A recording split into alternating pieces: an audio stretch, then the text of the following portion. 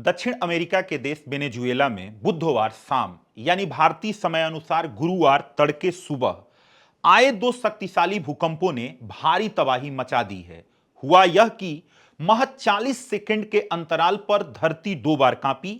पहला झटका 7.2 तीव्रता का था और उसके ठीक बाद आया दूसरा झटका उससे भी बड़ा 7.5 तीव्रता का था।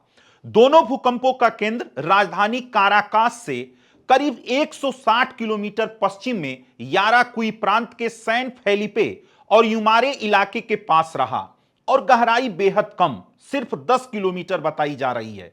यही उतलाफन इसे और ज्यादा विनाशकारी बना गया।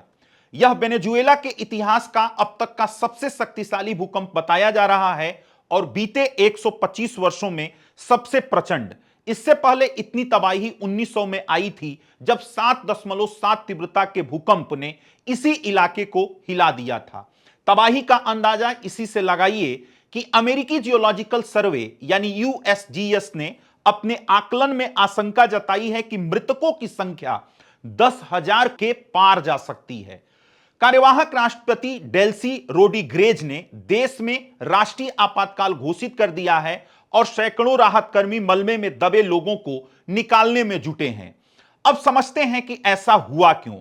वेनेजुएला की धरती उस संवेदनशील पट्टी पर बसा है जहां कैरिबियन प्लेट और दक्षिण अमेरिकी प्लेट आपस में टकराती हैं।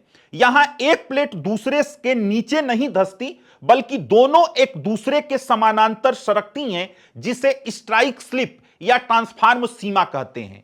यही वजह है कि शुरुआत में प्योर्टो रिको और वर्जिन आइलैंड के लिए भी चेतावनी जारी की गई थी, परंतु बाद में उसे वापस ले लिया गया था। दरअसल बड़ी सुनामी प्रायः समुद्र तल के ऊपर नीचे खिसकने से आती है और इस तरह 36 सर्कन से इस बात की संभावना कम होती है।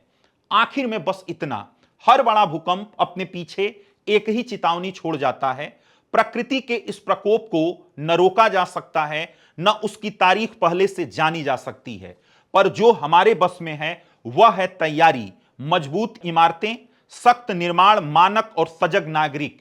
वेनेजुएला की यह त्रासदी पूरी दुनिया के लिए वही पुरानी पर अनसुनी सी सीख दोहरा रही है।